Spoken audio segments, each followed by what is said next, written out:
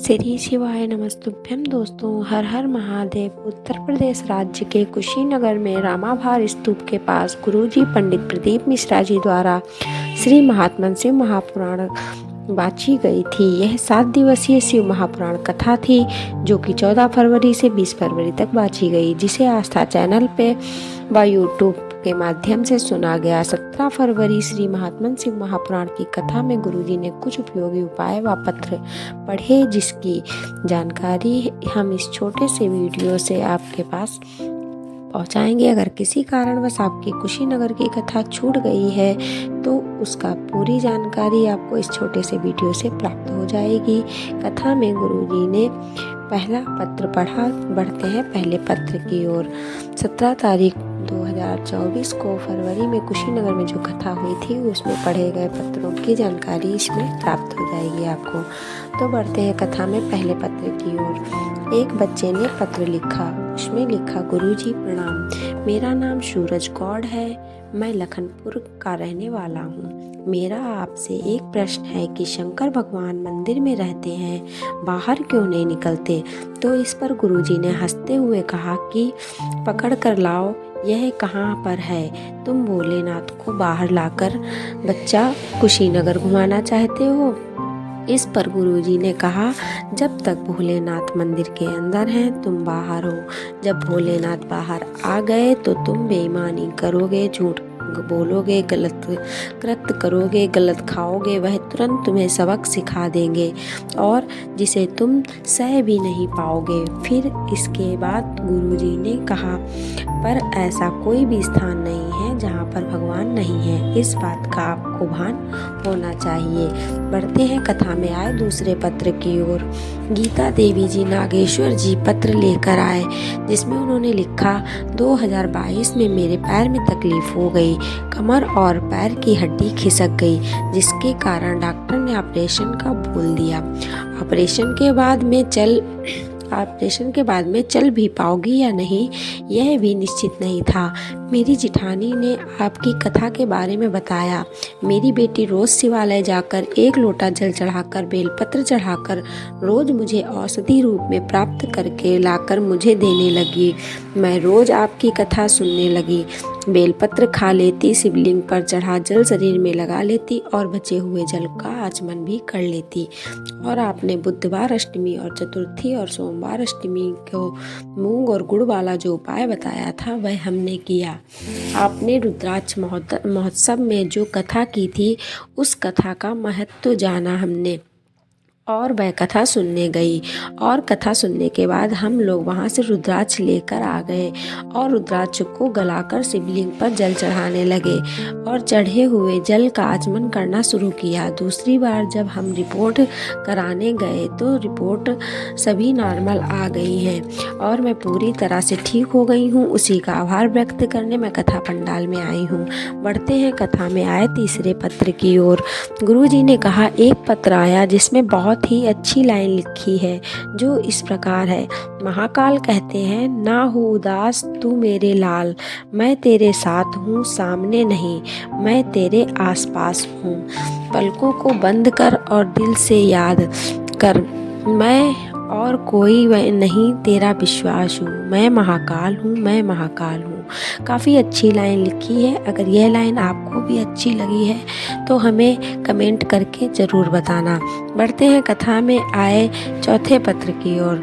सीता शर्मा पत्र लेकर आई, जिसमें उन्होंने लिखा, 1 लोटे जल का क्या वर्णन करूं गुरुदेव? मैं 1 लोटे जल का वर्णन करना चाहती हूँ। मेरे पेट में दर्द हुआ। डॉक्टर से जब मैंने चेकअप कराया तो डॉक्टर ने बच्चादानी में गांठ बता दी। गांठ इतनी बड़ी थी कि डॉक्टर ने कहा इसका ऑपरेशन आवश्यक है। मेरे 3 बच्चे हैं, एक बहुत छोटा है। 5 साल पहले मेरे पति हार्ट अटैक की वजह से नहीं रहे और डॉक्टर ने बोला ऑपरेशन के बाद गांठ जाँच के लिए जाएगी और गांठ साधारण नहीं है।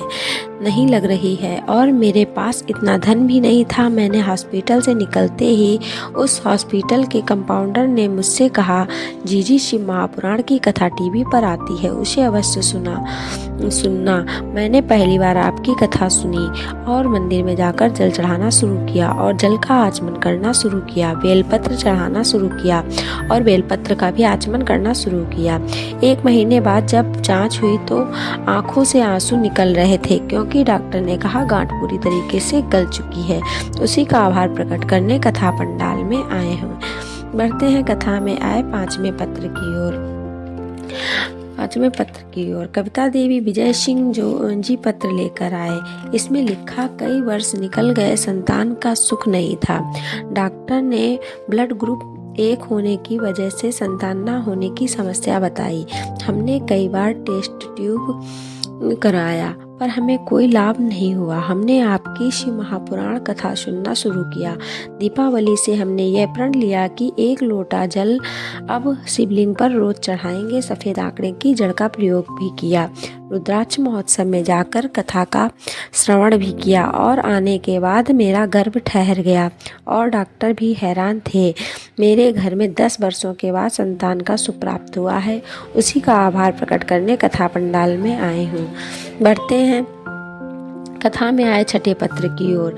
बासमती देवी जी पत्र लेकर आए, जिसमें लिखा, मेरे पति की दोनों किडनी सिकुड़ गई थी। किडनी ने कार्य करना बंद कर दिया था। डॉक्टर ने ब्लड कैंसर भी बता दिया। सभी डॉक्टर ने हाथ खड़े कर दिए थे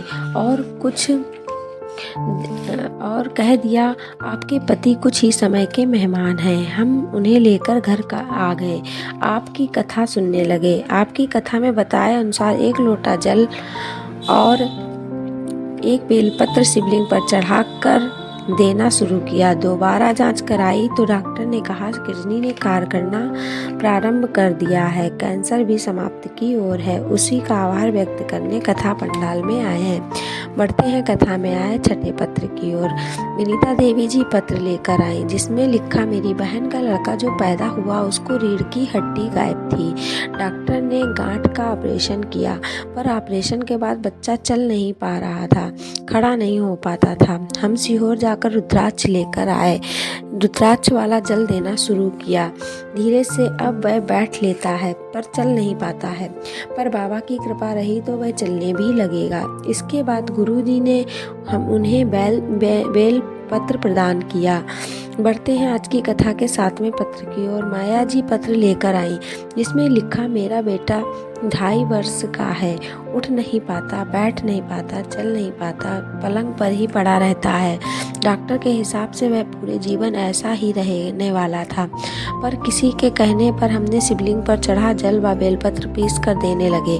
उन्होंने कहा, व्यासपीठ पर चढ़ी हुई अगर 1 बेलपत्र मिल जाती तो बाबा की बड़ी कृपा होती। गुरुजी ने उन्हें भी बुलाकर 1 बेलपत्र प्रदान की और बाबा को धन्यवाद दिया। आज का कथा का विशेष उपाय। दोस्तों, गुरुजी कहते हैं कि अगर आप 5 जगह पर शिवलिंग पर जल चढ़ाने लगेंगे तो आपके जीवन के सभी कष्ट दूर हो जाएंगे। यह उपाय सभी को करना चाहिए और प्रतिदिन करना चाहिए। दोस्तों, अगर आपके घर में धन की कमी है या कोई बीमार है तो यह उपाय ज़रूर निश्चित सभी लोगों को करना चाहिए। इसके लिए आपको अपने घर से 1 लोटा जल लेकर जाना है।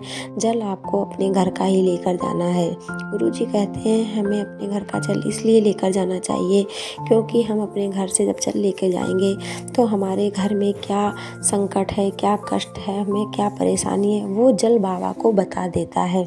तो जल लेकर हमको अपने घर से ही जाना है। सबसे पहले हमें उत्तर दिशा की ओर मुँह कर बैठ जाना है। फिर हमें सबसे पहले गणेश भगवान पर जल चढ़ाना है, फिर कार्तिकेय भगवान को, फिर अशोक सुंदरी माता को, फिर माता के हस्तकमल पर, फिर शिवलिंग के ऊपर जल चढ़ाना है। इसके बाद जो बाहर नंदी बैठे रहते हैं उनके उठे वाले पैर के ऊपर थोड़ा सा जल समर्पित करना है। ऐसा हमें प्रतिदिन करना है। अगर हम इन 5 जगह पर जल डेली या प्रतिदिन चढ़ाते हैं और चढ़े हुए जल का आचमन करते हैं तो हमारे शरीर में कोई भी रोग नहीं आ सकता, कोई भी बड़ा संकट हमको नहीं घेर सकता है, किसी भी प्रकार की आपत्ति हमारे पास नहीं आ सकती है। तो यह उपाय सभी को करना चाहिए प्रतिदिन। दोस्तों, अगर वीडियो आपको थोड़ा सा उपयोगी लगा हो तो हमें कमेंट में ज़रूर श्री शिवाय नमस्तुभ्यम लिख के भेजिएगा। अगर आप भी हमारी तरीका गुरु या भोलेनाथ के सच्चे भक्त हैं तो श्री शिवाय नमस्तुभ्यम ज़रूर लिख के भेजिएगा हमें। दोस्तों, अगर वीडियो अच्छा लगा हो तो लाइक शेयर सब्सक्राइब करना बिल्कुल भी ना भूलें।